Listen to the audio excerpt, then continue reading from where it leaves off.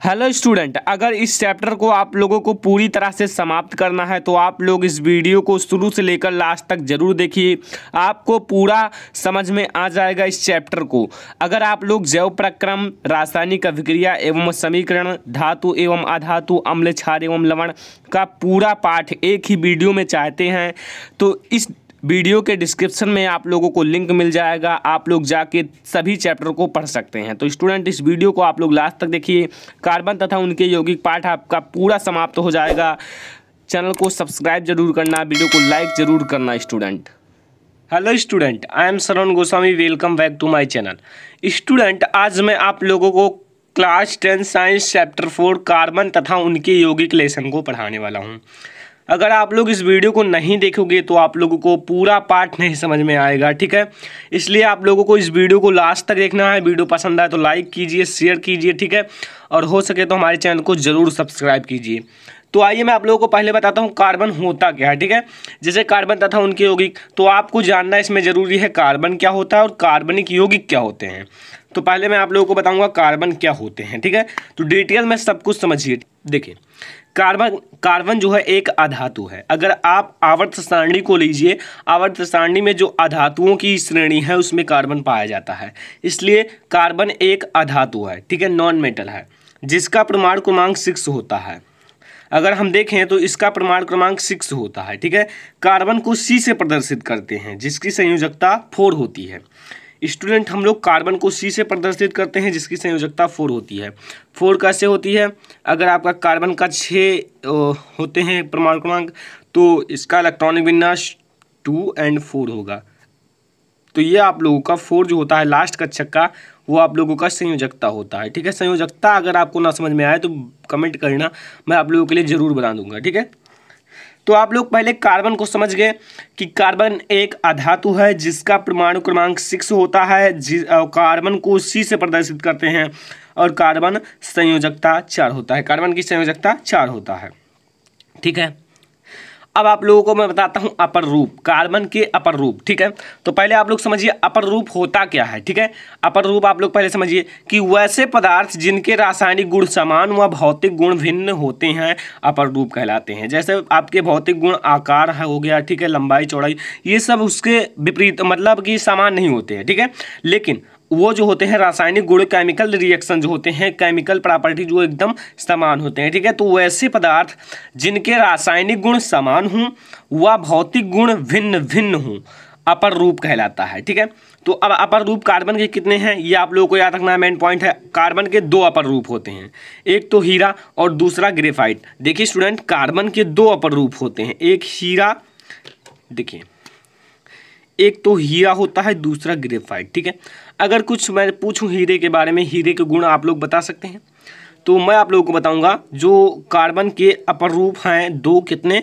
2, हीरा और ग्रेफाइट। हीरा आप लोग जानते हैं बहुत ही ज़्यादा महंगा है, कठोर है, और ग्रेफाइट सस्ता है, पेंसिल में लगे रहते हैं, जो काले काले चलते हैं पेंसिल, वही है ग्रेफाइट, ठीक है। तो मैं आप लोगों को पहले हीरा और ग्रेफाइट को समझाता हूँ, ठीक है। देखिए हीरा का गुण, देखिए हीरा का गुण, देखिए हीरा ताप व विद्युत का कुचालक होता है। स्टूडेंट, अगर हीरे में हम लोग ताप यानी कि टेम्परेचर प्रवाहित करें तो इसमें नहीं होगा, यानी कि कुचालक होती हैं, ठीक है। अगर हम देखें इसमें विद्युत इलेक्ट्रिक इसमें प्रवाहित करें हीरे में तो नहीं होगा, ठीक है। क्यों? क्योंकि ये विद्युत की कुचालक होती हैं। तो हीरा जो होती हैं ताप और विद्युत दोनों की कुचालक होती हैं, इतना याद रखना, ठीक है। दूसरा, शुद्ध हीरा पारदर्शी तथा रंगहीन होता है। अगर हम शुद्ध हीरा लें तो हम इस तरफ से दूसरे तरफ देख सकते हैं उस हीरे से, और रंगहीन यानी कि कोई रंग उसका नहीं होता है, ठीक है। जैसे पानी होता है वैसे कुछ हीरा भी होता है, ठीक है, लेकिन बहुत ही ज़्यादा महंगा होता है, ये आप लोग याद रखना। यह दुनिया का सबसे कठोर पदार्थ है, यह दुनिया का स्टूडेंट बहुत ही मतलब हीरा बहुत ही ज़्यादा कठोर होता है, ठीक है, बहुत ही ज़्यादा कठोर होता है। इसका अपवर्तनांक 2.417 होता है। अगर हम हीरे का अपवर्तनांक देखें तो इतना होता है, ठीक है। ये मैं आप लोगों को अच्छी तरह से डिटेल में पहले समझ लीजिए। पार्ट 1 में फिर हम लोग बहुत सारे टॉपिक को कवर करेंगे, ठीक है। अभी मैं आप लोगों को पढ़ाऊँगा कार्बनिक यौगिक क्या होते हैं, हाइड्रोकार्बन को भी पढ़ाने वाला हूँ, ठीक है। अब मैं देखता हूँ ग्रेफाइट। ग्रेफाइट क्या होती है, ठीक है। पहले हीरा तो आप लोग इससे नोट कर लीजिए, ठीक है। अब मैं आप लोगों को ग्रेफाइट बताता हूँ। ग्रेफाइट वह विद्युत का कुचालक होती है, जो सुचालक होती हैं। ही जो आपका ग्रेफाइट है ये विद्युत की सुचालक होती हैं। अगर हम इसमें विद्युत प्रवाहित करें तो आसानी से हो जाते हैं, ठीक है। सुचालक का अर्थ है कि आसानी से विद्युत का प्रवाह हो जाता है, ठीक है। तो जो यह विद्युत का सुचालक होता है। दूसरा, कागज पर रगड़ने से काला निशान बन जाता है। अगर हम ग्रेफाइट को कागज पर रगड़ें, ये कागज है, इस पर अगर हम ग्रेफाइट को रगड़ें तो क्या हो जाता है, काले निशान बन जाते हैं, ठीक है। पेंसिल को अगर हम इस पर रगड़ेंगे तो काला निशान बनेगा ही, क्योंकि काले चलते हैं, ठीक है। अगर हम तीसरा देखें, ग्रेफाइट का उपयोग पेंसिल बनाने में किया जाता है। ये आप लोग याद रखना, ग्रेफाइट का उपयोग पेंसिल बनाने में किया जाता है, ठीक है। इसे आप लोग याद रखना, कभी कभी पूछा जाता है, लेकिन ये सब आप लोगों के लिए बेसिक के लिए है, बोर्ड एग्जाम के लिए आते हैं, बहुत कम आते हैं, ठीक है। अब आपका जो बोर्ड एग्जाम में आएगा उसे मैं आप लोगों को पढ़ाने वाला हूँ आगे। अब आता है स्टूडेंट कार्बनिक यौगिक। अच्छा, आप लोगों ने कार्बन तथा उनके यौगिक यानी कि कार्बनिक यौगिक के बारे में आप लोग कुछ जानते हैं। मैं आप लोगों को बताता हूँ कार्बनिक यौगिक होता क्या है, ठीक है। क्योंकि कार्बनिक यौगिक आपको जानना जरूरी है। अगर आप कोई पूछे कार्बन कौन सा पार्ट चल रहा है, कार्बन तथा उनके यौगिक, तो कार्बन के यौगिक क्या होते हैं, कार्बनिक यौगिक क्या होते हैं, तो आप लोगों को मैं बताता हूँ। रसायन विज्ञान की वह शाखा, रसायन विज्ञान की कई शाखाएं होती हैं, तो रसायन विज्ञान की वह शाखा जिसके अंतर्गत कार्बन तथा उनके यौगिक का अध्ययन करते हैं या अध्ययन किया जाता है, कार्बनिक यौगिक कहलाता है। कार्बन और जो कार्बन के यौगिक होते हैं उन दोनों का जिस रसायन विज्ञान के अंतर्गत अध्ययन किया जाता है उसे हम लोग कार्बनिक यौगिक कहते हैं, ठीक है। याद है, याद हो गया होगा आई होप। तो आप लोग इसे भी नोट कर सकते हैं। कार्बनिक यौगिक की परिभाषा बहुत ही अच्छा परिभाषा है। रसायन विज्ञान की वह शाखा जिसके अंतर्गत कार्बन तथा उनके यौगिक का अध्ययन किया जाता है उसे हम लोग कार्बनिक यौगिक कहते हैं। अब आता है एक टॉपिक हाइड्रोकार्बन, बहुत ही ज़्यादा मोस्ट इंपॉर्टेंट है आपके बोर्ड एग्जाम के लिए, ठीक है। तो हाइड्रोकार्बन क्या होता है, पहले आप लोग समझिए। हाइड्रोकार्बन यानी कि इसका डेफिनेशन हम लोग कैसे लिखें। अगर हम इसे देखें तो हाइड्रो यानी कि हाइड्रोजन धर कार्बन, यानी कि दो चीज़ों से मिलकर बना है, हाइड्रोजन और कार्बन से। तो इसका परिभाषा है कार्बन तथा हाइड्रोजन तत्वों के रासायनिक संयोग से बने यौगिक को हाइड्रोकार्बन कहते हैं। जो आपका यौगिक हो कार्बन और हाइड्रोजन तत्व के रासायनिक संयोग से मिलकर बना हो उसे हम लोग हाइड्रोकार्बन कहते हैं, ठीक है। जैसे और कुछ ना हो, आपका हाइड्रोजन हो और कार्बन हो। अगर मैं देखूं मेथेन, मेथेन में आप लोग देखिए क्या है, CH4, यानी कि आप लोगों का ये क्या है, CH4। इसमें आप लोगों का क्या है, एक कार्बन है और ये हाइड्रोजन है।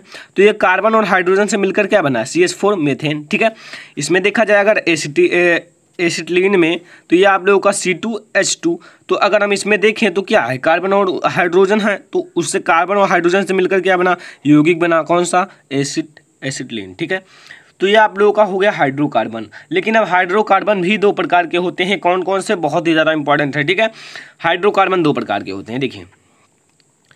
पहला संतृप्त हाइड्रोकार्बन, ठीक है। संतृप्त हाइड्रोकार्बन वह हाइड्रोकार्बन जिसमें कार्बन व कार्बन के मध्य, कार्बन हो, एक कार्बन और दूसरा कार्बन, कार्बन व कार्बन के मध्य एकल बंध होता है, संतृप्त हाइड्रोकार्बन कहलाता है। स्टूडेंट, जो आप लोगों का ये ऐसा हाइड्रोकार्बन होता है जिनके मध्य एकल क्या होते हैं, बंध होते हैं, क्या कहलाते हैं, संतृप्त हाइड्रोकार्बन कहलाते हैं। अगर हम एग्जाम्पल की बात करें तो आप लोगों का होता है एल्केन, और एल्केन के अंतर्गत आता है, ठीक है, इसका पहला है एथेन, और एथेन का सूत्र होता है CH4। अब हम इसी को हम लोग देख लेते हैं कैसे कार्बन और कार्बन के मध्य आपके एकल बंध होते हैं, ठीक है। अगर मैं बताऊं ऐसे आप लोग लिख सकते हैं C2, ठीक है, ये आप लोगों का क्या है, ठीक है, CH4, ठीक है, और यहाँ आप लोग लिख सकते हैं C2H6, ठीक है। इसका ये भी आप लोगों का होगा, मेथेन से एथेन हो जाएगा। अगर आप लोगों को एथेन से प्रोपेन करना है तो C3H8, ठीक है। तो ऐसे आप लोग लिख सकते हैं, ठीक है। इसका अगर मैं बताऊं इसका सामान्य सूत्र क्या होता है, ठीक है, तो वो मैं आप लोगों को बताता हूं। पहले CnH2n+2, ये IPC नाम के अंतर्गत आते हैं, जिसका मैंने ऑलरेडी एक वीडियो बना दिया है, जाके लिंक आप लोगों को डिस्क्रिप्शन में मिल जाएगा, जरूर देखना, ठीक है। और मैं आप लोगों को आगे IPC नाम भी पढ़ाऊँगा। तो यहाँ देखिए मैंने C के स्थान पर 1 रखा है, C का मान मैंने 1 रखा, यानी कि N जो है इसका मान 1 रखिए। तो आपको स्टूडेंट, ये आपका मेथेन है, ठीक है, मेथेन। मेथेन प्राप्त होगा। देखिए CnH2n+2, यानी कि आप लोगों का C के स्थान पर 1 रखा गया है, H2n के स्थान पर 1, तो 2 का 1 में गुणा होगा तो 2 ही रह जाएगा, +2 4। तो मेथेन का सूत्र होता है CH4। ठीक है, अगर हम इसका देखें कैसे एकल बंध होते हैं, तो देखिए ये आपका होता है कार्बन, और कार्बन की 4 संयोजकताएं होती हैं। आपको इसके 4 आप लोगों को लगाना पड़ेगा बांड, यानी कि H आपके हैं तो सिंगल बांड H कर दीजिए, सिंगल बांड H कर दीजिए, सिंगल बांड H कर दीजिए, इसका 4 पूर्ण करना पड़ेगा। ठीक है, चारों का चेक। तो ये आप लोगों का होता है, ऐसे इसके सिंगल बांड होते हैं। ये आपका मीथेन का है। ठीक है, तो आई होप कि आप लोगों को संतृप्त हाइड्रोकार्बन समझ में आ गया होगा। इसका आप लोग ले लीजिए स्क्रीनशॉट, या आप लोग इसे नोट्स भी कर सकते हैं अपने नोट्स में, एक एक नोट्स बना लीजिए। ठीक है, आप लोगों को मैंने 3 लेसन ऑलरेडी पढ़ा दिया है, फर्स्ट सेकंड थर्ड, और आप लोगों को मैं चौथा लेसन का पार्ट 1 वीडियो ये है। अब हम आगे देखेंगे असंतृप्त हाइड्रोकार्बन।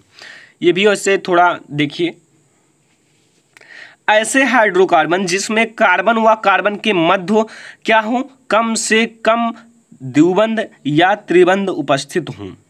कार्बन और कार्बन के मध्य क्या हो, द्विबंध या त्रिबंध उपस्थित हों, असंतृप्त हाइड्रोकार्बन कहलाता है। वो क्या होता है, असंतृप्त हाइड्रोकार्बन। ठीक है, तो अब मैं आप लोगों को बताता हूं, जैसे यहाँ आप लोग एग्जाम्पल देख लीजिए, एल्कीन और एल्काइन। एल्कीन और एल्काइन, एल्कीन में आपका डबल बांड होता है, एल्काइन में ट्रिपल बांड होता है। तो ये दोनों इसके एग्जाम्पल हैं, ये नीचे आप लोग देख लीजिए। एथिलीन आपका C2H4 और एसिटिलीन C2H2, ये आप लोगों का होता है। इसका आप लोगों का ये दोनों एग्जाम्पल हैं। आप लोग इससे भी लिख सकते हैं और इन दोनों को भी लिख सकते हैं। तो स्टूडेंट, आज का ये मेरा वीडियो था, बहुत ही इंपॉर्टेंट था आप लोगों के लिए। कार्बनिक यौगिक क्या होते हैं, ठीक है, कार्बन के बारे में, उनके अपरूप के बारे में, हाइड्रोकार्बन, संतृप्त हाइड्रोकार्बन, असंतृप्त हाइड्रोकार्बन। ठीक है, हम लोग देखते हैं पहले IUPAC का फुल फॉर्म। देखिए स्टूडेंट, ये बहुत ही ज़्यादा इंपॉर्टेंट है, बहुत सारे लोग पूछ लेते हैं। तो I से होता है इंटरनेशनल, U से होता है यूनियन, और आप आपको लगाना है, P से प्योर, A से अप्लाइड एंड C से केमिस्ट्री। ठीक है, यानी कि international union of pure applied chemistry. ठीक है, तो अब हम लोग देखने वाले हैं IUPAC नाम। तो मैंने आप लोगों को संतृप्त हाइड्रोकार्बन में एक एग्जाम्पल बताया था, एल्केन। अब एल्केन का हम लोग पहले IUPAC नाम देखेंगे, लेकिन उससे पहले हम लोगों को जानना जरूरी है ये 10 चीज़ें। ठीक है, ये क्या है स्टूडेंट, ये आप लोगों का है, देखिए ध्यान से समझिए, ये आप लोगों का कार्बन की संख्या है। जैसे एक कार्बन की संख्या होगी तो हम लोग उसे मेथ कहेंगे। इससे पहले मैंने एक वीडियो बना दिया था, लिंक आप लोगों को डिस्क्रिप्शन में मिल जाएगा IUPAC नाम का, उसे भी देख लेना। ठीक है, एक कार्बन की संख्या तो उसे मेथ, 2 कार्बन की संख्या तो उसे एथ कहेंगे, 3 कार्बन की संख्या तो प्रोप, 4 कार्बन की संख्या तो व्यूट, 5 कार्बन की संख्या तो पेंट, 6 कार्बन की संख्या तो हेक्स से, और 7 कार्बन की संख्या तो हेप्ट, 8 कार्बन की संख्या तो आक्ट, और 9 कार्बन की संख्या तो नोन, और 10 कार्बन की संख्या तो डेक। ठीक है, तो इसको अभी आप लोग नहीं समझ पाओगे, अगर उस वीडियो को नहीं देखे हो तो देख लीजिए, लेकिन इसी में आप लोग समझ जाओगे, बिल्कुल समझ जाओगे IUPAC का नामकरण। ठीक है, तो ध्यान से देखना, अभी आप लोगों को ये सोच रहे होगे क्या है, लेकिन याद कर लीजिए। ठीक है, नोट कर लीजिए, अभी आप लोगों को समझ में आने वाला है ये क्या है। ठीक है, तो पहले हम लोग पढ़ेंगे एल्केन समूह। एक होता है आप लोगों का एल्केन समूह, जो संतृप्त हाइड्रोकार्बन का एग्जाम्पल है। ठीक है, क्या होता है स्टूडेंट, यहां मैं लिख देता हूं एल्केन। ठीक है, एल्केन समूह होता है। एल्केन भी आप लोग केवल खाली लिख सकते हैं। अब एल्केन आप लोगों का होता है, इसमें देखिए स्टूडेंट सिंगल बांड होते हैं। अभी आप लोग सिंगल बांड भी समझ जाओगे क्या है स्टूडेंट। इसका पहले आप लोग समझिए सामान्य सूत्र क्या होता है। ठीक है, सामान्य सूत्र, तो इसका स्टूडेंट जो सामान्य सूत्र होता है, सामान्य सूत्र, ठीक है, इसका जो स्टूडेंट सामान्य सूत्र होता है वो क्या होता है, आप लोग समझिए। इसका जो सामान्य सूत्र होता है वो CnH2n+2 होता है, CnH2n+2 होता है। और इनमें कार्बन और कार्बन के मध्य सिंगल बांड होते हैं, यानी कि एक एक बांड होते हैं, डबल नहीं होते हैं, केवल सिंगल बांड होते हैं। ठीक है, ये आप लोग समझ गए। अब देखिए स्टूडेंट, ये क्या है, सामान्य सूत्र है, और इसका IUPAC नाम लिखते समय उसके अंत में क्या जोड़ते हैं, देखिए IUPAC नाम। ठीक है, नाम लिखते समय लिखते समय, ठीक है। अंत में हम लोगों को क्या जोड़ना है जानते हो? देखिए स्टूडेंट, एल्केन, एल्केन में आप लोग देखिए अंत में क्या जुड़ा है? एन। यहाँ एल को हटा दीजिए और इसमें क्या जुड़ा है? एन। तो हम लोग क्या जोड़ेंगे आईपीएससी नाम लिखते समय? एन, ठीक है। क्या जोड़ेंगे स्टूडेंट? आप लोगों को क्या जोड़ना है? एन। तो यहाँ आप लोग समझ लीजिए एन जोड़ना है, ठीक है। ये आप लोग देख सकते हैं, एन जोड़ना है आप लोगों का जब एल्केन ग्रुप हो। अब हम लोग देखिए कैसे आईपीएससी नाम लिखेंगे, आप लोग ध्यान से समझिए। अगर हम यहाँ सी की संख्या 1 रखें, सी के स्थान पर 1, यानी कि यहाँ एन की संख्या हम लोग 1 रखें, यानी कि एन इक्वल टू 1 रखने पर, ठीक है। एन इक्वल टू अगर आप 1 रखें रखने पर, तो आप लोग देखिए स्टूडेंट, यहाँ अगर हम 1 रखें तो यहाँ क्या होगा? देखिए 1 रखेंगे यहाँ तो 1 हो गया, यानी कि सी हो जाएगा। C1 नहीं, केवल सी लिखो। और यहाँ जब दो में 1 से गुणा होगा तो 2 हो जाएगा, और ये 2 जुड़ कर क्या हो गया? जब 4। जैसे आप लोग समझिए, यहाँ जब हम सी के स्थान पर 1 रखेंगे तो कोई दिक्कत नहीं होगा, केवल सी रहेगा, ठीक है। अच्छा देख लो, ठीक है, ये 1 रख दिया और H2 × 1 रख दिया, प्लस आप लोगों को 2 जोड़ देना है। तो ये आप लोगों का क्या तैयार होगा? CH और 2 दूनी 4, ठीक है, यानी कि 2 ये और 2 4, CH4। अब इसका हम लोग आईपीएससी नाम कैसे लिखेंगे? देखिए इसमें कितने कार्बन की संख्या है? 1। और 1 कार्बन की संख्या के लिए मैंने क्या बताया था? मेथ। और मेथ में क्या जोड़ेंगे अंत में? एन। तो क्या बन जाएगा? मेथेन। क्या बनेगा स्टूडेंट? देखिए 1 कार्बन की संख्या क्या लिखेंगे? मेथ, ठीक है। और लास्ट में क्या जोड़ेंगे आईपीएससी नाम लिखते समय? एन। तो क्या बन गया? मेथेन, ठीक है। अब मैंने एक चीज़ बताया था आप लोगों को, इसमें सिंगल बांड होते हैं। अब इसमें कैसे सिंगल बांड होते हैं? देखिए स्टूडेंट, कार्बन की संयोजकता कितनी होती है? 4 होती है। इसमें कितने आप लोग देखिए स्टूडेंट, इसमें आप लोगों को सिंगल बांड कैसे लगाना है? यहाँ आपको सी बेच में रख देना है और इसकी 4 होती है, तो आप लोगों को 4 आप लोगों को इसके जो यहाँ आप लोग देखिए, यहाँ H लगाइए, 1 2 3 4, ये हो गया इसका। यह है संरचना। ये देखिए इसमें सब में सिंगल बांड है, ठीक है। सिंगल बांड लगता है एल्केन समूह में, ये आपका हो गया, ठीक है। तो ये आप लोग समझ गए आई होप। अगर हम यहाँ n = 2 रखें, n बराबर आप लोग 2 रख दीजिए, ठीक है। 2 रखोगे तो क्या होगा? ध्यान से समझिए स्टूडेंट, कुछ है नहीं, आप लोग अगर ध्यान से समझोगे, मैं आप लोगों को पहले बेसिक समझा रहा हूँ, ठीक है। यहाँ आप लोगों को 2 रखना है और H2 और 2 रख देना है, +2, ठीक है। तो यहाँ 2, ठीक है, यहाँ क्या हो जाएगा? 2 हो जाएगा, यानी कि C2 हो जाएगा। और ये 2 दूनी 4, 2 6, यानी कि ये C2H6, ठीक है। और इसका जो आईपीएससी नाम होगा क्या होगा? 2 कार्बन की संख्या को क्या कहते हैं? एथ। ये देख लीजिए एथ, और इसके अंत में क्या जोड़ेंगे? एन। तो क्या बन जाएगा? एथेन, ठीक है। कुछ है आप लोगों को इजी लगा, ठीक है। अब एक हम लोग बड़ी देखेंगे, जो बड़ा सा एग्जाम्पल होता है, ठीक है। तो बड़ा सा एग्जाम्पल आप लोग देख लीजिए एक, क्योंकि बहुत सारे बच्चे कहते हैं छोटे छोटे एग्जाम्पल हैं, तो बड़ा एग्जाम्पल देख लीजिए आप लोग।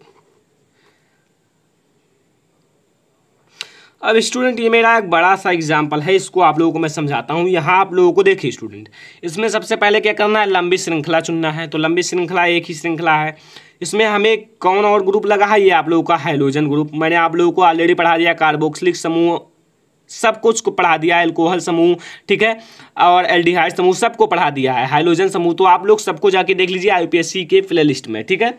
तो ये आप लोगों का हो जाएगा, ये Cl है, क्या है? क्लोरो, ठीक है। और एक सिंगल बांड है, तो मेथ एथ प्रो ब्यूट, यानी कि क्या हो जाएगा? Chloro butane. एन लगता है लास्ट में, तो ब्यूट, और इसमें एन लगेगा, ब्यूटेन। बस ये आप लोगों का हो गया स्टूडेंट एल्केन ग्रुप। तो आई होप कि आप लोगों को समझ में आया होगा और आप लोगों ने वीडियो को भी लाइक कर दिया होगा। अब हम लोग पढ़ने वाले स्टूडेंट क्या? एल्कीन ग्रुप, ठीक है। यहाँ आप लोग डालिए स्टूडेंट एल्कीन।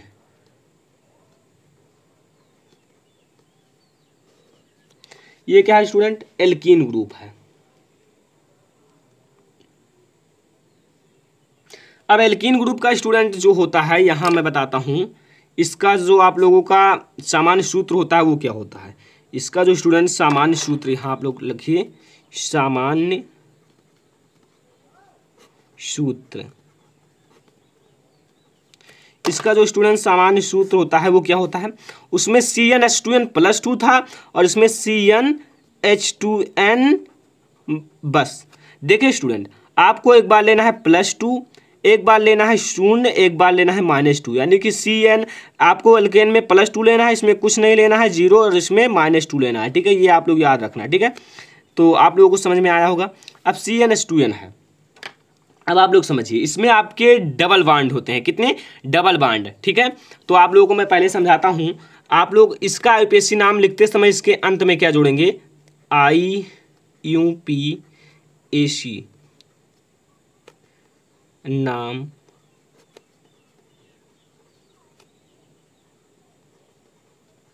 लिखते समय, ठीक है,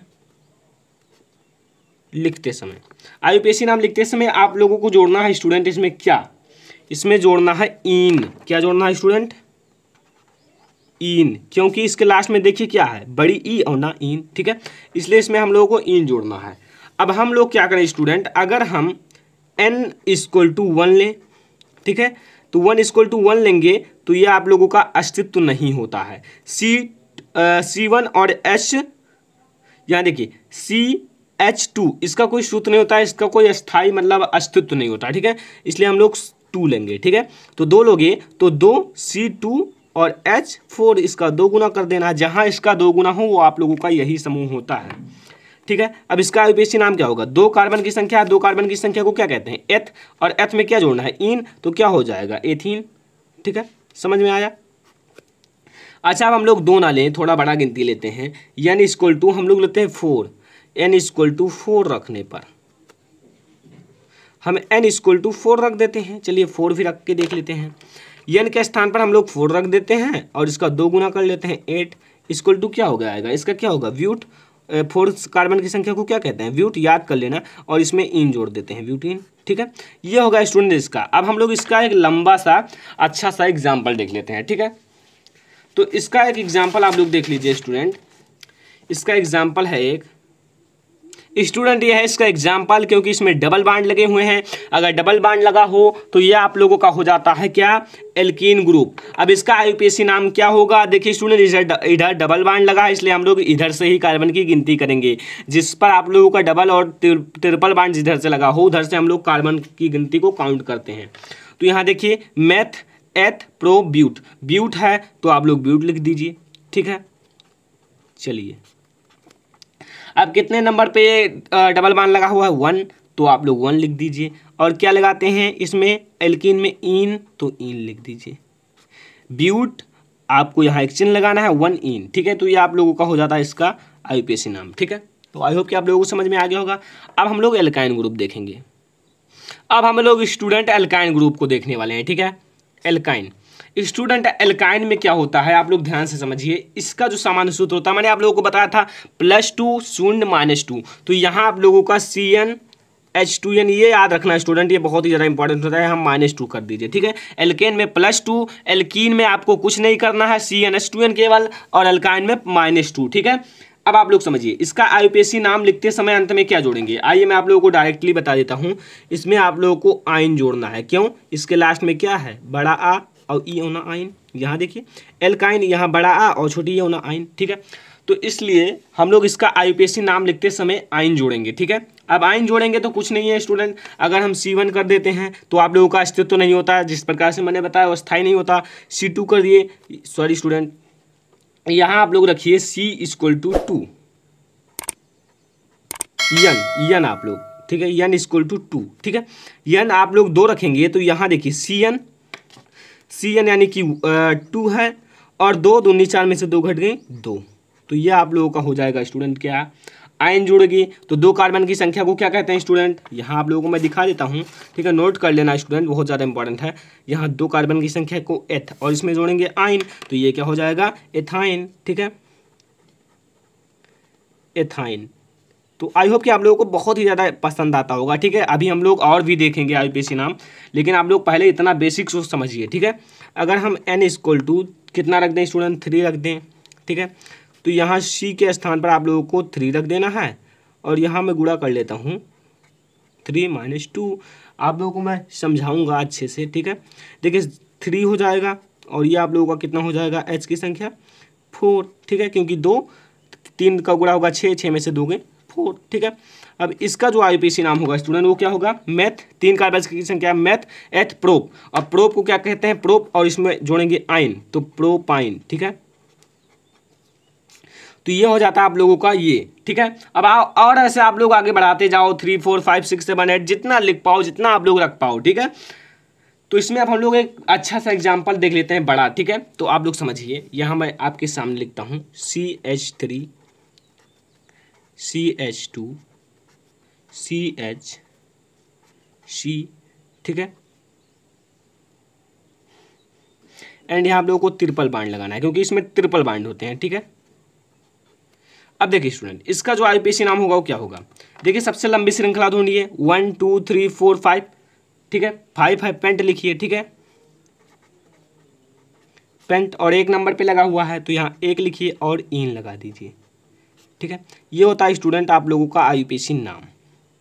तो आई होप कि आप लोगों को ये वीडियो पसंद आया होगा, और मैंने आप लोगों को एल्कीन, एल्केन, एल्कीन, एल्काइन तीनों का बता दिया है। अब और हम लोग आगे देखेंगे, लेकिन ये आप लोगों के लिए बहुत ही ज़्यादा इंपॉर्टेंट है IUPAC नाम के नामकरण के लिए, ठीक है। तो आप लोग इसे नोट्स कर लेना, ये जो है, ठीक है। देखिए पहले आप लोग समझिए बंध श्रृंखला होता क्या है, समझो पहले। बंध श्रृंखला यानी कि ऐसी श्रृंखला हो कार्बन तथा हाइड्रोजन की, ठीक है, हाइड्रोकार्बन यानी कि कार्बन और हाइड्रोजन का जो संयोग होता है, तो कार्बन और हाइड्रोजन की ऐसी श्रृंखला हो कि वो मतलब चारों तरफ से बंद हो, ठीक है। बंद होने का मतलब अभी आप लोग समझ जाओगे बेंजीन और साइक्लोहेक्सेन की संरचना में, ठीक है। तो पहले आप लोग समझिए बंध श्रृंखला होता क्या है, ठीक है। तो देखिए स्टूडेंट, वे हाइड्रोकार्बन यानी कि हाइड्रोजन और कार्बन का जो संयोग होता है, तो वो हाइड्रोकार्बन जिसमें 6 कार्बन परमाणु, वलय को हम लोग रिंग का अर्थ क्या होता है स्टूडेंट, सॉरी, अगर आप लोग देखें जो रिंग होता है, रिंग वो चारों तरफ से बंद होता है। अब चारों तरफ से बंद होता है तो वो इसीलिए इसका एग्जाम्पल लिया गया है, इसीलिए इसे लिखा गया बंध श्रृंखला, लेकिन रिंग के रूप में षटकोण में स्थित होते हैं। षटकोण यानी कि ऐसे षटकोण देखे हैं, देखिए ऐसे रहेगा, ठीक है, ऐसे ऐसे ऐसे ऐसे, अभी आप लोग समझ जाओगे, चित्र समझाऊंगा। तथा वलय में 1 या 2 बंध एकांतर क्रम में लगे होते हैं। एकांतर क्रम यानी कि 1 बंध, फिर 2 बंध, फिर 1 बंध, फिर 2 बंध, यानी कि एक को छोड़कर, ठीक है। तो समझे, एकांतर क्रम में लगते हैं एरोमेटिक हाइड्रोकार्बन कहलाता है। समझो स्टूडेंट, वे हाइड्रोकार्बन जिसमें 6 कार्बन परमाणु वलय रिंग के रूप में षटकोण में स्थित होते हैं तथा वलय में 1 या 2 बंध एकांतर क्रम में लगते हैं एरोमेटिक हाइड्रोकार्बन कहलाते हैं, ठीक है। तो आप लोग समझिए, इसका भी मैं एग्जांपल बताऊंगा, लेकिन आप लोगों को अगर PDF डाउनलोड करना है तो लिंक आप लोगों को डिस्क्रिप्शन में मिल जाएगा, PDF को भी डाउनलोड कर लेना है, ठीक है। तो इसका अगर मैं एग्जांपल देखूं, एग्जांपल क्या होता है, ठीक है, तो एग्जांपल मैं आप लोगों को बताता हूं। यहाँ आपका एग्जांपल होता है बेंजीन,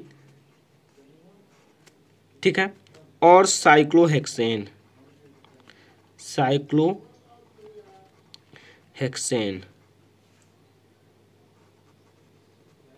बेंजीन और साइक्लोहेक्सेन, ठीक है स्टूडेंट।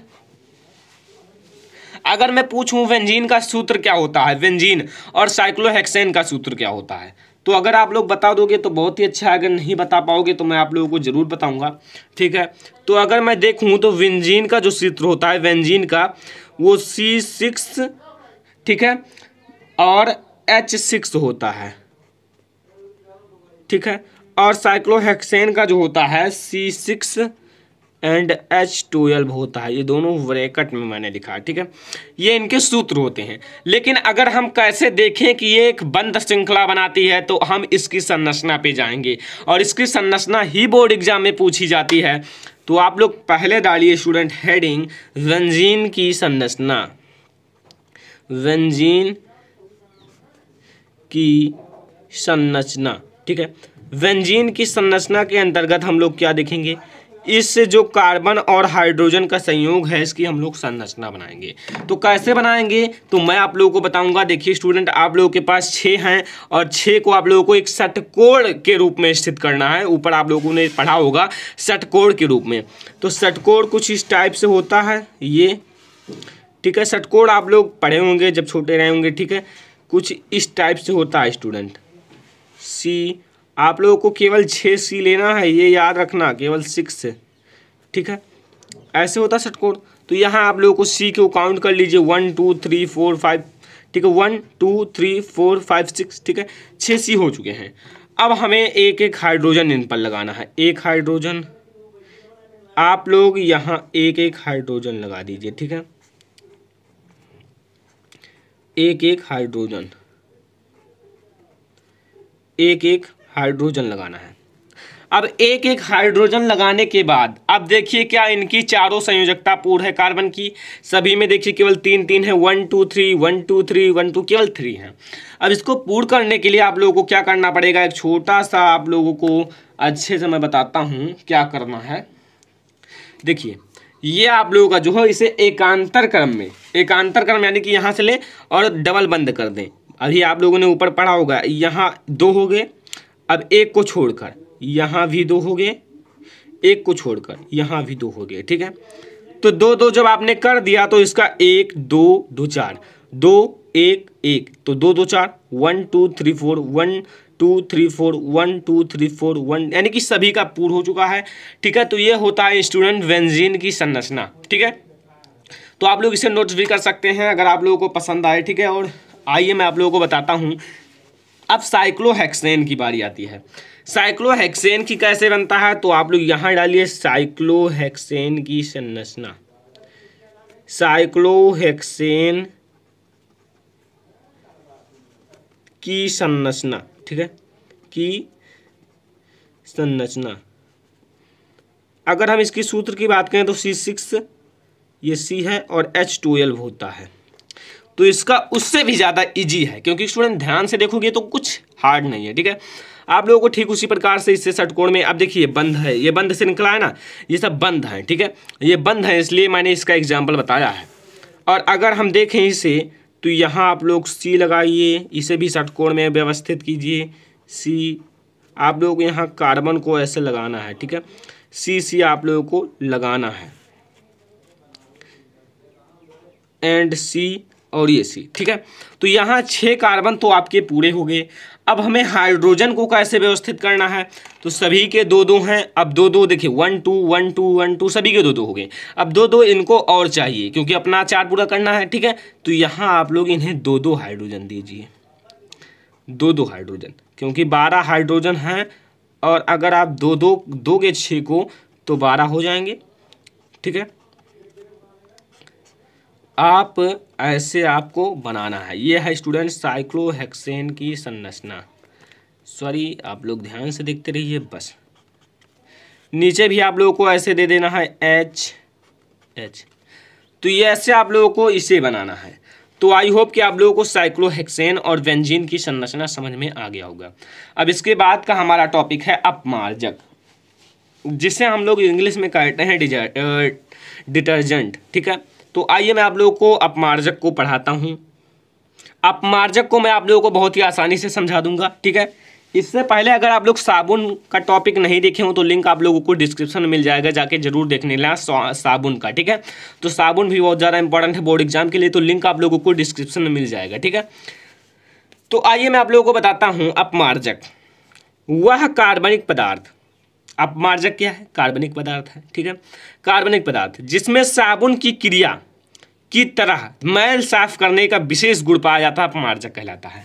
साबुन से हम क्या करते हैं, कपड़े को भी नहीं साफ करते, जो शरीर है उसे साफ करते हैं, और भी कपड़ों को भी कभी कभी साफ किया जाता है। लेकिन ठीक उसी प्रकार से विशेष चीज यानी कि मैल छुड़ाने का विशेष गुण पाया जाता है, तो वही आपका अपमार्जक कहलाता है। डिटर्जेंट से क्या करते हैं, कभी घरों को साफ करते हैं, कभी जो फर्श फ्लोर उसे साफ करते हैं, छतों को भी साफ किया जाता है, मतलब सब कुछ साफ किया जाता है इसी द्वारा, ठीक है। तो इसे हम लोग अपमार्जक कहते हैं। तो आप लोग इसे नोट कर लीजिए, वह कार्बनिक पदार्थ जिसमें साबुन की क्रिया की तरह मैल साफ करने का विशेष गुण होता है, अपमार्जक कहलाता है। इसका उपयोग की बात करें कि इसका उपयोग क्या होता है, तो घर की वस्तुओं को साफ करने में किया जाता है। यह जो होता है घर की वस्तुएं जो होती हैं जो गंदी हो जाती हैं उसे साफ करने के लिए प्रयोग किया जाता है। और यह प्रबल अम्ल तथा प्रबल क्षार से प्राप्त उच्च अणु भार वाला लवण है। ये क्या है स्टूडेंट? अगर कोई पूछे अम्ल या क्षार या लवण तो आपका लवण है, ठीक है। और ये क्या है? उच्च प्रबल, प्रबल क्षार और प्रबल अम्ल से प्राप्त हुआ है। इसमें प्रबल क्षार और प्रबल अम्ल यानी कि अम्ल, देखिए स्टूडेंट, एसिड कि जब अभिक्रिया प्रबल क्षार यानी कि वेश से कराई गई तो उदासीनीकरण अभिक्रिया से हमें क्या प्राप्त होगा? साल्ट यानी कि नमक यानी कि लवण, ठीक है, नमक या लवण। तो यही आपका रिएक्शन काम करता है। प्रबल अम्ल तथा प्रबल क्षार से जब अभिक्रिया कराई जाएगी तो हमें उच्च अणुभार वाला लवण प्राप्त होगा।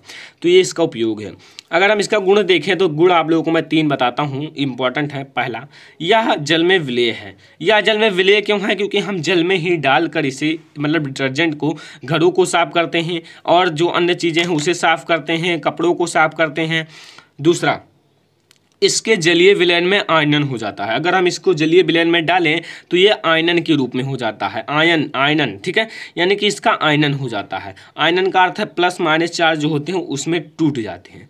तीसरा, यह जल के साथ मिलकर कोलाइडी विलयन बनाता है।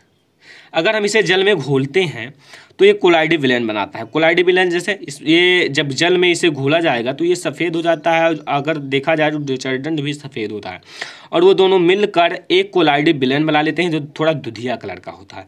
तो जल के साथ मिलकर कोलाइडी विलयन बना लेते हैं।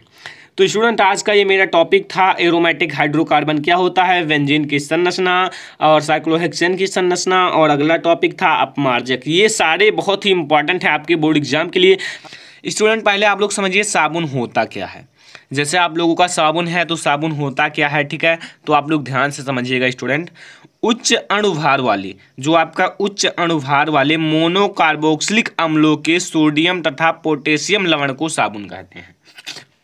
उच्च अणुभार वाले मोनोकार्बोक्सिलिक अम्ल, जो आप लोगों का मोनोकार्बोक्सिलिक अम्ल है, अम्लों के सोडियम यानी कि सोडियम तथा पोटेशियम लवण को साबुन कहते हैं, ठीक है।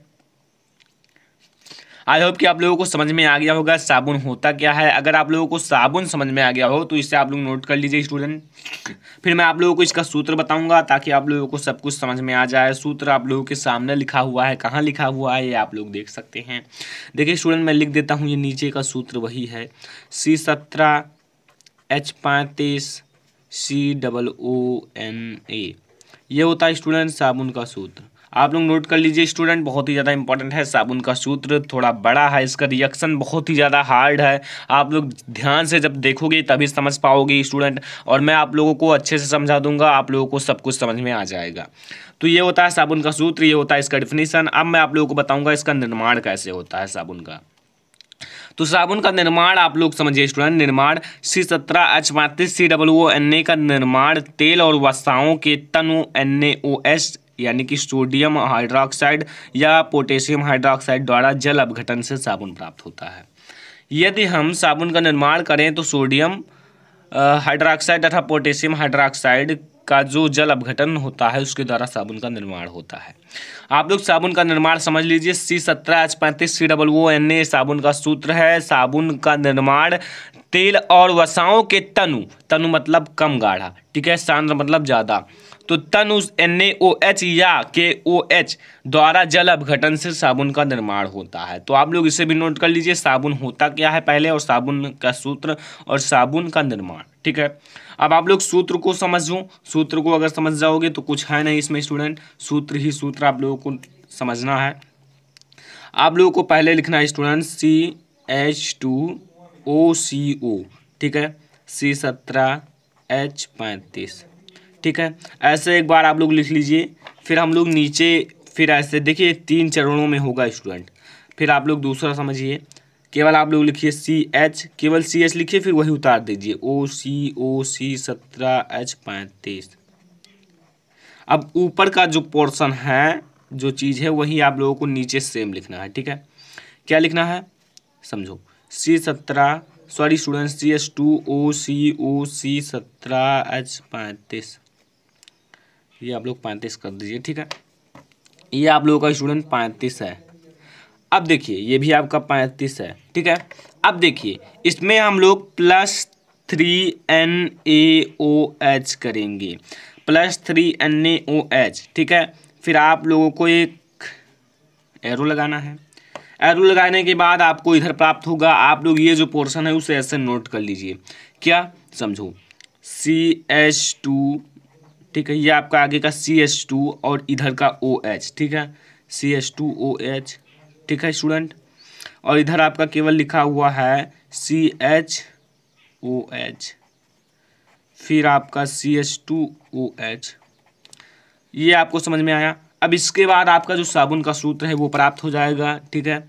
साबुन का सूत्र क्या है, C17H35COONA। लेकिन इधर आपका C17H35 3 बार है, इधर 1 बार है, तो यहाँ आप लोग 3 लगा दीजिए। आप काउंट कर सकते हैं स्टूडेंट, ये समीकरण आपका संतुलित हो चुका है। तो स्टूडेंट ये था साबुन की समीकरण। आप लोग साबुन बनाना, ऐसे साबुन को आप लोगों को बनाना है। हार्ड है थोड़ा, आप लोगों को समझ में नहीं आया हो तो आप लोग वीडियो दोबारा देख सकते हैं। केवल आप लोगों को यही लिखना है CH2OCO C17H35, ऐसे आप लोगों को नीचे लिखना है, यहाँ केवल CH कर देना है और आपको 3 सोडियम हाइड्रोक्साइड के साथ रिएक्शन कराना है और आप लोगों को साबुन प्राप्त हो जाएगा, ठीक है स्टूडेंट। तो ये था साबुन क्या होता है, साबुन का सूत्र, साबुन का निर्माण। अब हम लोग एक साबुन का गुण देखेंगे, जो गुण है साबुन का। तो साबुन का गुण आप लोग समझिए स्टूडेंट, साबुन जो होता है जल में विलीय होता है। अगर आप लोग साबुन लाएं और उसे जल में घोलें तो वो पूरी तरह से घुल जाता है अगर हम उसे मिलाते रहें। यह अत्यंत उपयोगी होता है स्टूडेंट। हाँ, साबुन बहुत ही ज़्यादा उपयोगी होता है। अगर आप लोग साबुन से ना नहाएं तो आप लोगों को रोग भी हो सकता है और ये हमें रोगों से दूर रखता है। आप लोग साबुन से हमेशा नहाते होंगे, तो साबुन बहुत ही ज़्यादा उपयोगी भी होता है। इसका स्वच्छीकारक क्रिया सर्वविदित होता है। इसका स्वच्छीकारक क्रिया भी होता है, सफाई के लिए इसका उपयोग किया जाता है, शरीर की सफाई या कपड़ों की सफाई, कुछ सभी के लिए इसका उपयोग किया जाता है स्टूडेंट। तो ये था आज का हमारा टॉपिक साबुन। आप लोगों को मैं दिखा देता हूँ, नोट जरूर कर लीजिए स्टूडेंट। नोट कर लोगे तो आप लोगों को समझ में सब आ जाएगा। साबुन, पहले आप लोग हेडिंग डालिए यहाँ, फिर आप लोग लिखिए साबुन का होता क्या है। उच्च अणुभार वाले मोनोकार्बोक्सिलिक अम्लों के सोडियम तथा पोटेशियम लवण को साबुन कहते हैं। फिर सूत्र लिखिए, फिर निर्माण कैसे होता है ये लिखिए, फिर आपको ये समीकरण थोड़ा बड़ा है लेकिन आप लोगों को लिख लेना है, स्क्रीनशॉट भी ले सकते हैं, और यहाँ आप लोगों को गुण लिखना है। तो आइए स्टूडेंट हम लोग मिश्रण या स्वच्छीकारक क्रिया देखते हैं। देखिए पहले आप लोगों को जानना है साबुन का सूत्र होता क्या है। साबुन का सूत्र क्या होता है ये आप लोग समझिए। मैंने आप लोगों को बताया है लेकिन मैं आप लोगों को यहाँ लिख देता हूँ। यहाँ मैं ब्लैक पेन से लिखता हूँ तो ज़्यादा बेटर रहेगा। C17H35 COONA, ये होता है स्टूडेंट साबुन का सूत्र। और साबुन का स्वच्छीकारक क्रिया यानी कि मिसल जिसे कहते हैं, या स्वच्छीकारक क्रिया को समझाइए, बहुत ही इंपॉर्टेंट है, आप लोगों को मैं बताता हूँ। नंबर 1, साबुन का सूत्र C17H35 COONA होता है। ये आप लोग जान गए, पहले से भी जानते थे आप लोग, लेकिन इसमें C17H35 को पूंछ कहते हैं। जो आप लोगों का C17H35 है इसे हम लोग पूंछ कहते हैं, जबकि इसे हम लोग टेल कहते हैं, जबकि COONA को हेड कहते हैं यानी कि सिर कहते हैं। इसे पूंछ कहते हैं, इसे सिर कहते हैं। क्यों कहते हैं अभी आप लोग समझ जाओगे, अभी मैं आप लोगों को समझाऊंगा। ये आप लोग नोट कर लीजिए। पहला पॉइंट, साबुन का सूत्र C17H35 COONA होता है। इसमें C17H35 को पूंछ कहते हैं जबकि COONA को सिर कहते हैं। क्यों कहते हैं अभी आप लोग पीछे समझोगे, ठीक है। क्योंकि पूंछ मैलिस नहीं होता है जबकि सिर जलिस नहीं होता है। पूंछ जो आपका होता है, पूंछ क्या है, पूंछ आप लोगों का है C17H35, यह आप लोगों का मैलिस नहीं होता है, मैल को छुड़ाने के लिए काम आता है, जबकि सिर जो आप लोगों का जलिस नहीं होता है। ये जलों को अलग करता है, ये मैलों को अलग करता है। कैसे अलग करता है अभी आप लोग समझ जाओगे।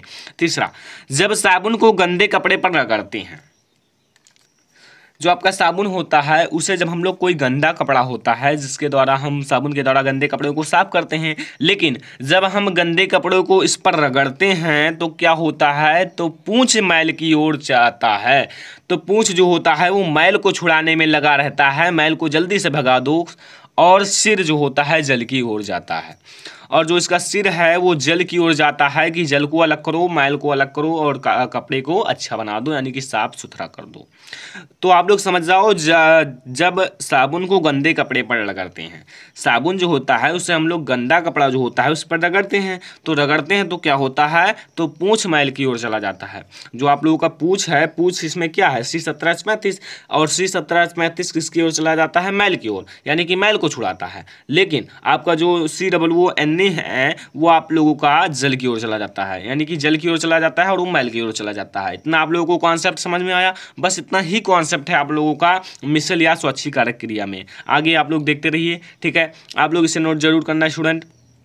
तो इसे समझ में आ गया, जब साबुन को गंदे कपड़े पर रगड़ते हैं तो पूंछ मैल की ओर चला जाता है और सिर जल की ओर चला जाता है। अगला हमारा स्टूडेंट है चौथा, ये आप लोगों का है, इस क्रिया को साबुन की स्वच्छीकारक या मिसल की क्रिया कहते हैं।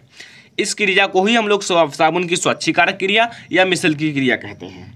बात आप लोग थोड़ा सा समझ लीजिए नीचे, ताकि आप लोगों को अच्छे से समझ में आ जाए स्टूडेंट, ठीक है। मैं आप लोगों को बहुत ही अच्छे से समझा दूंगा, ठीक है।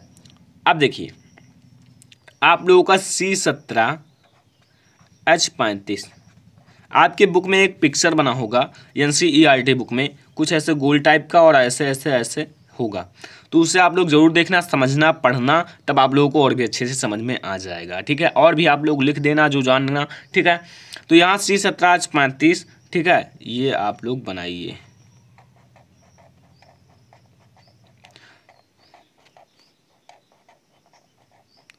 ऐसे आप लोग बना लीजिए। और यहाँ COONA है, ठीक है, समझ में आया? तो इतना आप लोगों को करने के बाद ये आप लोगों का क्या करता है, वहाँ बना देना ज़्यादा बेटर रहेगा। ये आप लोगों का मैल स्नेही होता है, यानी कि मैल छुड़ाने में काम आता है, ठीक है। और ये आप लोगों का जल के साथ चला जाता है, यानी कि जल स्नेही होता है। तो मैल स्नेही, जल स्नेही, ये दो कॉन्सेप्ट समझिए। मैल को ये छुड़ाता है और जल के साथ ही चला जाता है। जब मैल छूट जाता है तो जल के साथ ही चला जाता है, ठीक है। तो ये था आज का हमारा मिसल या स्वच्छीकारक क्रिया, ठीक है स्टूडेंट। तो स्टूडेंट इससे मैं आप लोगों को एक बार और समझा देता हूं ताकि आप लोगों को समझ में आ जाए। साबुन का सूत्र C17H35 COONA होता है। इसमें C17H35 को पूंछ कहते हैं, जबकि COONA को सिर कहते हैं, ठीक है। पूंछ को मैल स्नेही होता है, जबकि सिर जो होता है जल स्नेही होता है। जब साबुन के गंदे कपड़े पर रगड़ते हैं, जब साबुन जो होता है उसे गंदे कपड़े पर रगड़ते हैं तो पूंछ मैल की ओर चला जाता है और सिर जल की ओर चला जाता है। तो स्टूडेंट आगे देखिए, यह क्रिया साबुन की स्वच्छीकारक या मिसल की क्रिया कहलाती है। Hello student, welcome back to my channel. Student आज मैं आप लोगों को कार्बन तथा उनके यौगिक पाठ का पार्ट नंबर 4 पढ़ाने वाला हूं। अगर आप लोग पार्ट 1, पार्ट 2, पार्ट 3 नहीं देखे हों तो आप लोगों को लिंक डिस्क्रिप्शन में मिल जाएगा, जाके देख सकते हैं। PDF का लिंक भी आप लोगों को डिस्क्रिप्शन में मिल जाएगा, जाके डाउनलोड कर सकते हैं। एक बच्चे ने बहुत बार कमेंट किया सर लेसन नंबर 4 पढ़ाइए, तो मैं आप लोगों को पढ़ाऊंगा। आप लोगों को अगला वीडियो पूरा लेसन एक ही वीडियो में मिलने वाला है स्टूडेंट, आप लोग चिंता मत कीजिए, सब कुछ क्लियर हो जाएगा। तो इसमें हम लोग बहुत सारी क्रियाएँ पढ़ेंगे। निर्जलीकरण क्रिया टिप्पणी कीजिए, निर्जलीकरण क्रिया पर टिप्पणी कीजिए, स्मिट क्रिया पर टिप्पणी कीजिए, ऑक्सीकरण क्रिया पर टिप्पणी कीजिए, एस्टरीकरण क्रिया पर। बहुत ही ज़्यादा इंपॉर्टेंट वीडियो है, परीक्षा की दृष्टि से 6 नंबर में पूछा जाता है ये सभी प्रश्न। तो आप लोग इस वीडियो को लास्ट तक देखते रहिए, वीडियो को लाइक कीजिए, शेयर कीजिए। स्टूडेंट पहला हमारा निर्जलीकरण अभिक्रिया। एसिटिक अम्ल को अकेले अथवा निर्जलीकरण जैसे फास्फोरस पेंटाऑक्साइड की उपस्थिति में, जो आप लोगों का एसिटिक अम्ल है जिसका फार्मूला होता है CH3COOH, उसको हम लोग अकेले या अथवा निर्जलीकारक जैसे फास्फोरस पेंटाऑक्साइड की उपस्थिति में गर्म करने पर इसके 2 अणुओं में से, जो आप लोगों का 2 अणु हैं एसिटिक अम्ल के, रिएक्शन भी साथ में देखिए, इसलिए मैं आप लोगों के साथ लिख दिया हूं कि रिएक्शन को देखिए और साथ में समझिए।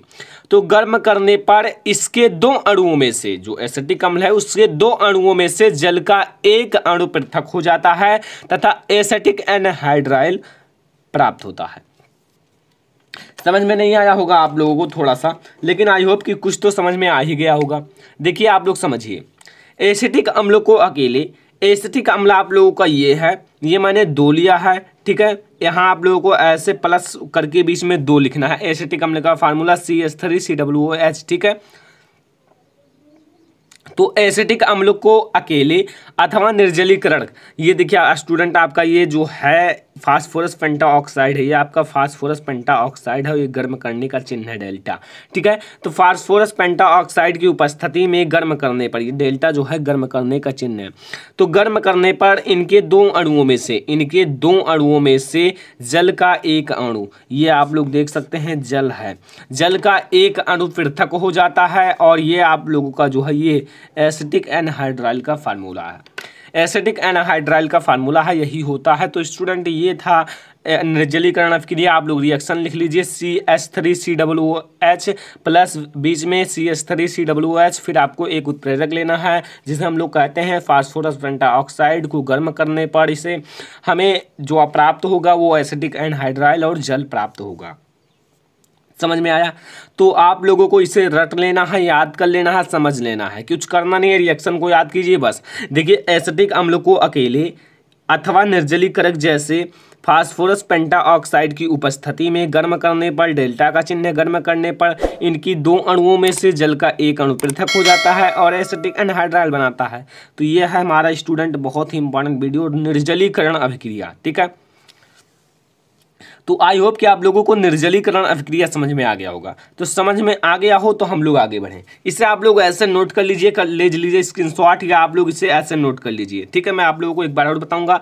एसिटिक अम्ल जो है, एसिटिक अम्ल का फार्मूला ये है। तो एसिटिक अम्ल को अकेले अथवा निर्जलीकरण जैसे फास्फोरस पेंटाऑक्साइड की उपस्थिति में गर्म करने पर, इसकी उपस्थिति में गर्म करने पर 2 अणुओं में से जल का एक अणु पृथक हो जाता है तथा एसिटिक एनहाइड्राइल बनाता है, ठीक है। तो ये आपको समझ में आ गया होगा।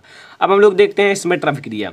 स्मिट अभिक्रिया क्लास 12 के लिए भी इम्पॉर्टेंट है, लेकिन क्लास 10 के लिए बहुत ही ज़्यादा इम्पॉर्टेंट है। तो आप लोग समझिए कि ये अभिक्रिया क्या होता है। कार्बोक्सिलिक अम्ल, ठीक है। तो कार्बोक्सिलिक अम्ल तथा हाइड्रोजोइक अम्ल, कार्बोक्सिलिक अम्ल जो आप लोगों का यही होता है क्या, एसिटिक अम्ल, उसे हम लोग कार्बोक्सिलिक अम्ल भी कहते हैं, ठीक है। तो कार्बोक्सिलिक अम्ल तथा हाइड्रोजोइक अम्ल का फार्मूला का समझ लीजिए N3H, ठीक है। ये होता है हाइड्रोजोइक का फार्मूला, ये इसका जो होता है फार्मूला क्या होता है N3H हाइड्रोजोइक अम्ल का, के साथ सांद्र सल्फ्यूरिक अम्ल का फार्मूला होता है H2SO4, जो कि आपका इसमें उत्प्रेरक के रूप में काम करता है। तो वो भी सांद्र लेना है, ठीक है। सांद्र सल्फ्यूरिक अम्ल की उपस्थिति में अभिक्रिया करके प्राथमिक एमीन बनाता है। प्राथमिक एमीन का फार्मूला होता है CH3NH2, ठीक है। स्टूडेंट इसमें फार्मूला ही याद करना पड़ता है और कुछ नहीं है, केवल फार्मूला आप लोगों को याद होगा तो सब कुछ संभव है, अगर नहीं याद होगा तो सब कुछ बेकार है। तो आप लोग फार्मूला को याद कीजिए, फार्मूला जितना याद रहेगा केमिस्ट्री में उतना ही अच्छा रहेगा आपकी class 10th 12th 11th 9th चाहे जो हो बच्चे, ठीक है। तो सभी के लिए इंपॉर्टेंट है। तो कार्बोक्सिलिक अम्ल तथा हाइड्रोजोइक अम्ल के साथ सांद्र सल्फ्यूरिक अम्ल की उपस्थिति में अभिक्रिया करके प्राथमिक एमीन बनाता है। तो समझ में आया? इसे आप लोग कर लीजिए नोट, या आप लोग इसका ले सकते हैं स्क्रीनशॉट। आपको मैं बताऊंगा पहले इसका जो रिएक्शन है, आप लोगों को कुछ है नहीं, ये आप लोगों का जो कलर दूसरा ले, ये आप लोगों का जो है कार्बोक्सिलिक अम्ल है और ये हाइड्रोजोइक अम्ल है, और आपका H2SO4 यानी कि आप लोगों का सल्फ्यूरिक अम्ल की उपस्थिति है, और हमें प्राथमिक एमीन प्राप्त होता है। ये प्राथमिक एमीन प्राप्त होता है, CO प्राप्त होता है, NH2 प्राप्त होता है, ठीक है। मैं यहाँ लिख देता हूँ प्राथमिक एमीन,